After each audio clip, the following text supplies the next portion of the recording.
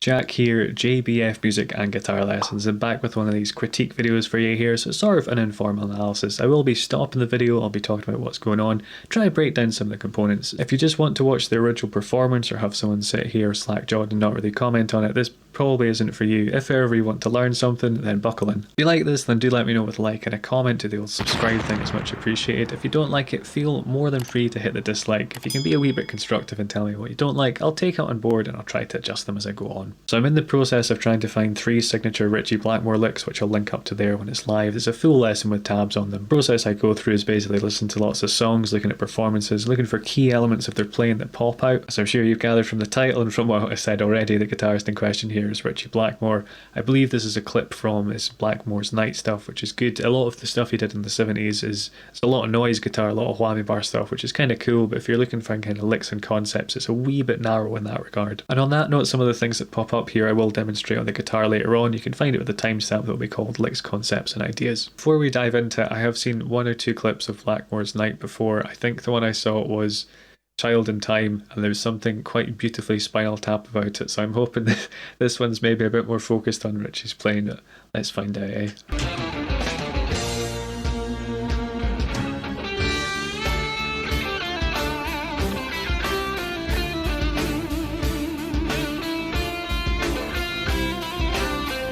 Cool. So this is like it is quite a medieval sounding thing, and that jun jun jun jun jun jun jun is a gallop. So you have a note followed by 2 notes of half its value, do do do do do do, that kind of thing.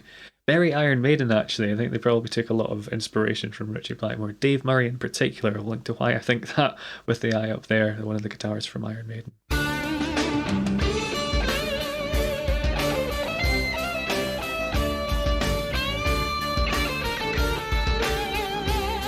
So something I noticed he was doing an awful lot there was switching between his pickups. He does this kind of thing with his hand after he's playing a phrase, and he's not just like kind of hitting the air in an unnecessarily aggravated manner. He's changing the pickup from the neck to the bridge, and you can hear it in the tone when it's got this kind of sweeter, smoother, more rounded thing. It's in his neck pickup. When it's got a kind of sharper edge like it does just now, he's using his bridge.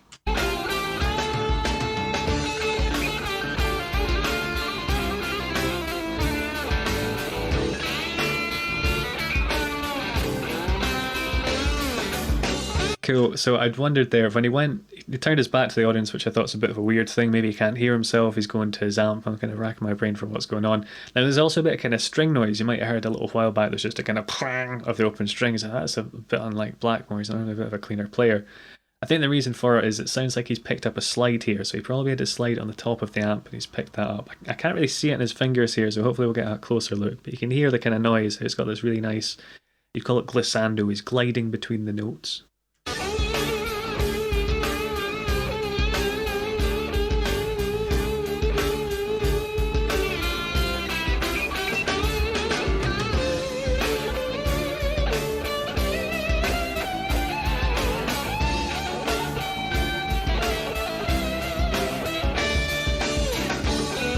I cannot see a slide on his finger. I don't know if it's just my eyes or if he's got like a little tiny slide that's just on his fingertip. I'm going to have to investigate this because this is blowing my mind. But that was just some really nice slide playing as well. Just beautiful vibrato, so varying the pitch of the note. With the slide playing, because the slide can quite often touch more than one string, it's quite difficult to mute all of them, so it's often easier to use your fingers. You can get a bit more than that with a little eye up there.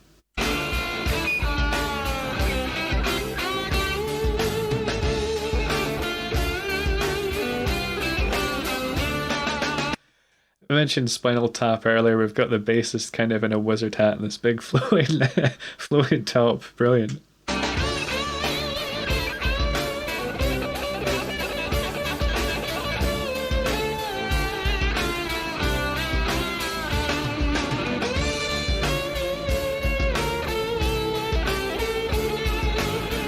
So that bit where it sounded a bit exotic, I think he was using the harmonic minor. If I'm mistaken, I'll put some text up, but the future me can worry about that. I had not realised he was quite this accomplished a slide player, so I'm thoroughly impressed with this. Let's continue.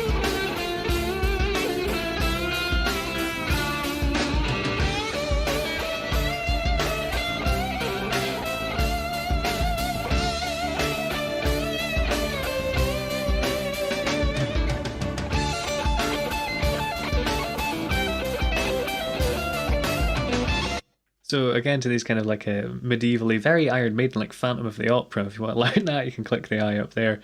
It's kind of arpeggiated lines. That's what he's doing, is playing arpeggios. So I'm assuming he's dinged his slide. He's probably just chucked it on the floor, because sometimes that's the easiest way to get rid of them. You just have to hope you don't stand on it.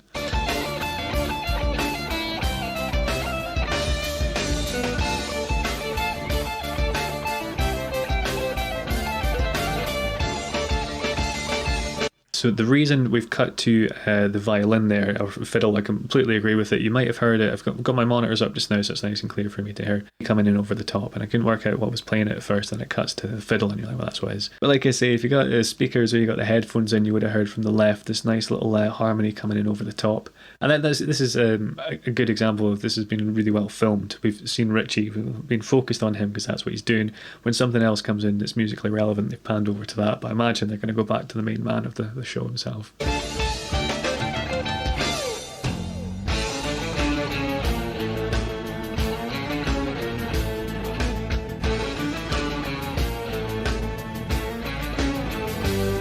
So this is really similar to the harmonic minor here. We're going for a Phrygian dominant, so it's got this kind of slightly evil, exotic sound to it, a lot like Sails or Shower on the Scorpion song.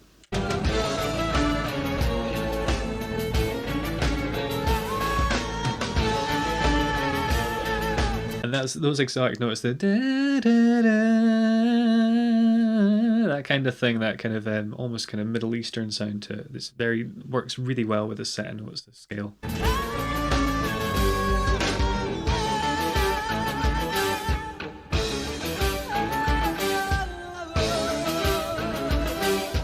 Cool, this is really interesting from a musical point of view, the Phrygian dominant, so I'm going to nerd out in the theory here. Phrygian dominant essentially has a card called a dominant 7 flat 9, which is a bit of a kind of tense, jazzy card. But you don't necessarily have to have the flat 9 in it, you can just have a dominant 7, which is what the band are now doing. So you'll notice the band almost sound a bit Beatlesy, and the singer's still able to do this kind of exotic thing over the top, because the two sounds complement each other really nicely because of this Phrygian dominant scale. Oh, if you want to learn more about the Phrygian dominant, you can get it with the eye up there. Okay, that outlines some really interesting parts of Ritchie's playing. We've got that kind of more medieval thing that he's maybe doing more so now than he did in his Deep Purple days. But there's also a real methodic and very classically influenced thing going on there, which is a huge part of his playing. The slide threw me for a total curveball. I did not expect that. It was a welcome surprise. I've got another one lined up here, which I think is probably more of a kind of standard solo. I just listened to the first 2 seconds and he was going into more of a Deep Purple style bend. So let's fire into this and see if I can get a few more concepts out of this as well. Ideas for the licks.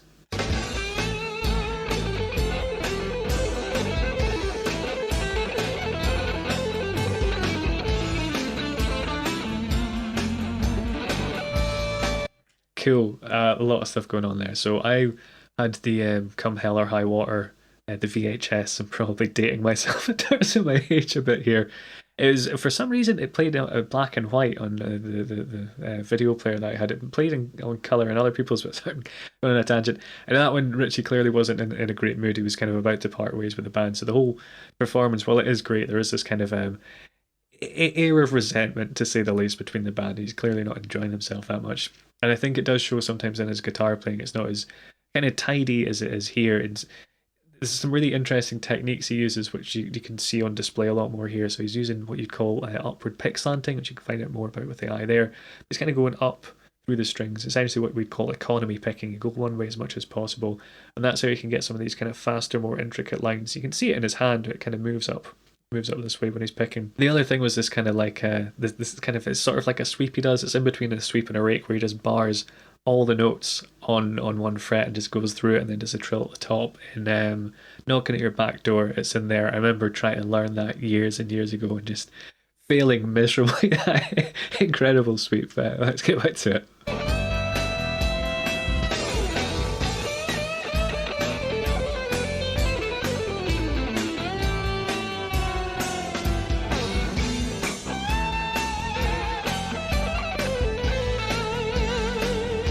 A great vibrato as well, doesn't he?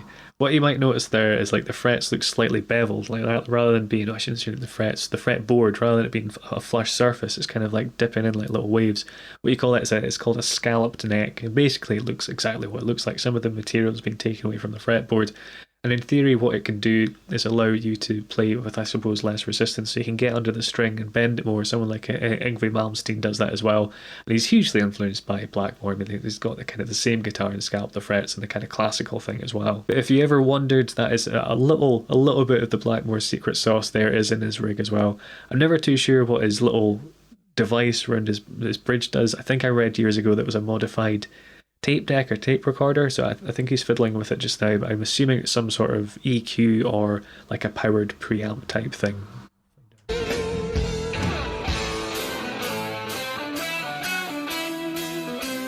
I think that guy's my new favourite bassist. I'm going to have to find out who he is. It's great.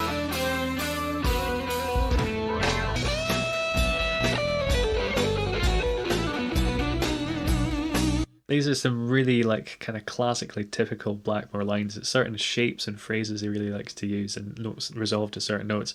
I also appreciate whoever's put this video together. The singing was about to start and they just cut that out. They've gone straight to the next solo.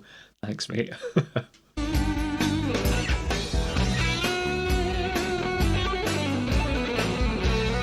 So there, that kind of doodly, you could see there he's using this upward pick slanting, so he can play like kind of moving, I suppose, from the thinner strings, the higher ones, to the lower wound ones, almost kind of effortlessly he does it there.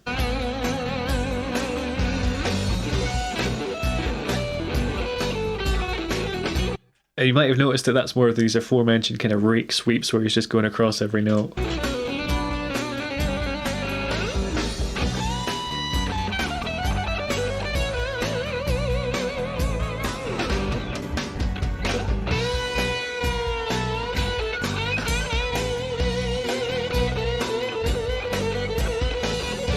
So there's something cool happening on the left here. It sounds like his guitar is being doubled by some sort of interesting effect. I don't know if it's a pitch shifter or some sort of synth, but if you listen closely, whatever he's playing is being doubled here. It doesn't sound like a keyboard, it sounds like it's Ritchie's guitar signal that's been modified in some way. I could be mistaken though.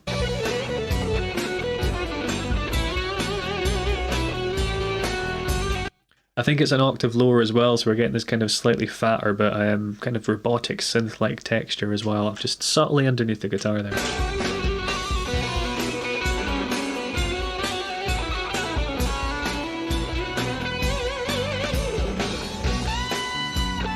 There might be a different note in there. There might be a fifth or a fourth, either above or below, which is a fairly easy interval to use because it works with every degree of every note in the scale except one of them, except the 7th degree. So if you're harmonizing a 5th or a 4th statically, you can get away with a lot of it. And when you do play the 7th degree of the scale, because our ears have gotten used to this kind of 5th note probably above it, because then it's kind of part of a chord, part of a triad, it doesn't sound quite as tense as it otherwise would.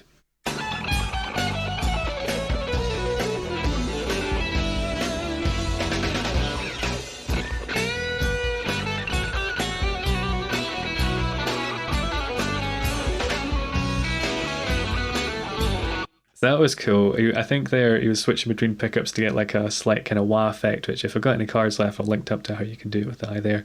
It just popped into my head as well, the solo in Owner of a Lonely Heart, that'd be an example of this kind of harmonizer effect on the guitar as well.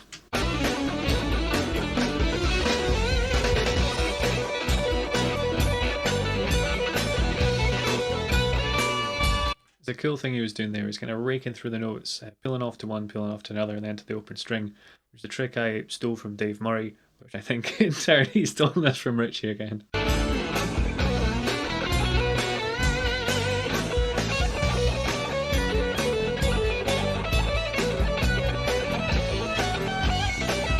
It's a lovely sharp, what you call staccato playing, where his notes are very kind of like when he wants to, and I think Paul Gilbert probably took a huge influence from that myself.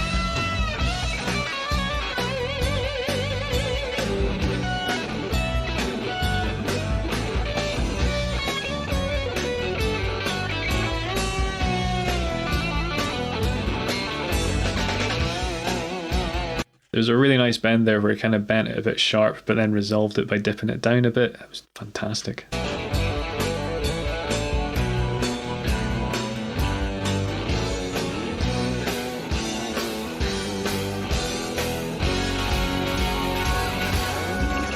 great. What else can you say? There was a lick in that I think was about 50 something seconds in, maybe 54 seconds in, that I really liked. So I'm going to break that down along with some of the other concepts we've looked at now.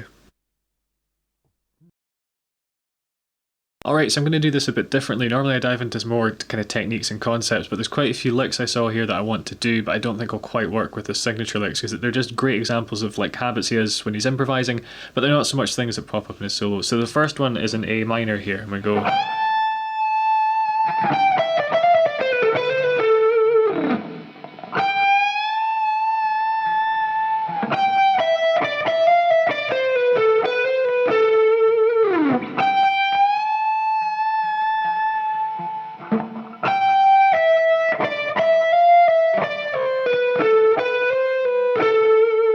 So to break that down, you're bending up a tone on this 15th fret on the E string. You want to add in a bit of vibrato.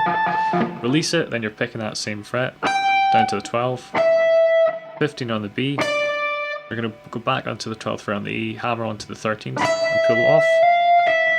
Then you're going to hit this 15th fret on the B, pull off to the 13th, down to the 12th, hit the 14th on the G. Then you're going to go 12, hammer on 13, pull off, and then resolve back on that 14th fret on the G string. So this will work really well over an A minor chord, because we're really kind of targeting that A minor note by bending to it and also finishing on it.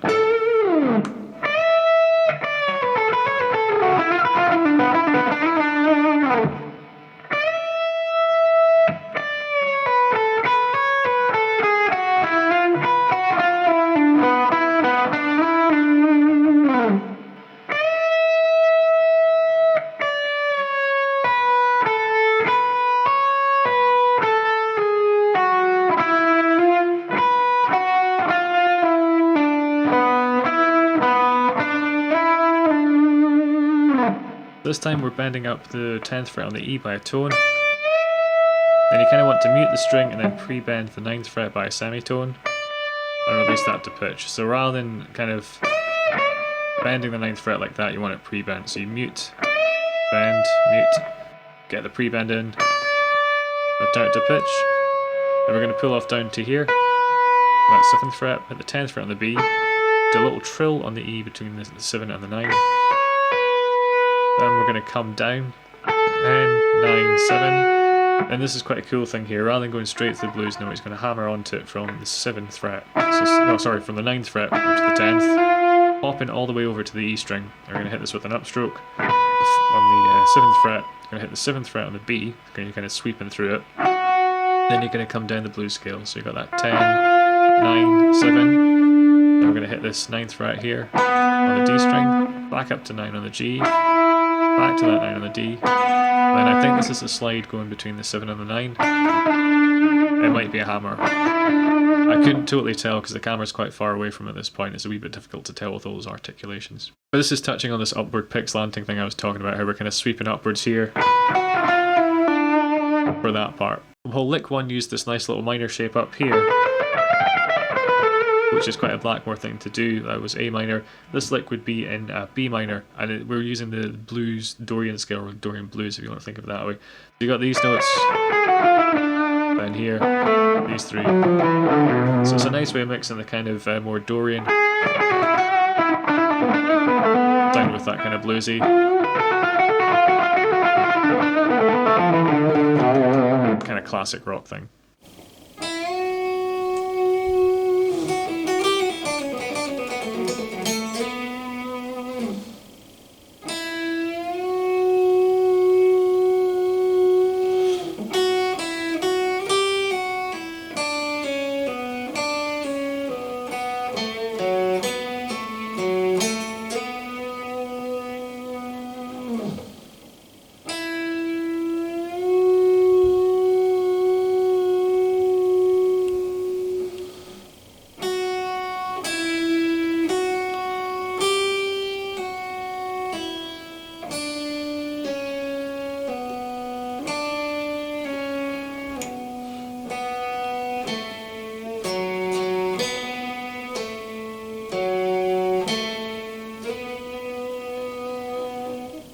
break that one down. I think this is the toughest of the lot, and this definitely seems to use some more of the upward picking, so I'm going to talk about the picking in a bit more detail here as well.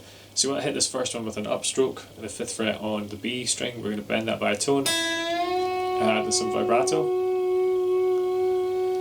Then I'm going to play the 2nd fret on the E string with a down, back to that 5th fret on the B with an up, back to the B string 2nd fret with a down. Then what we're going to do is hit the 3rd fret on the E string with an up, pull off to a 2nd, pull off to the open.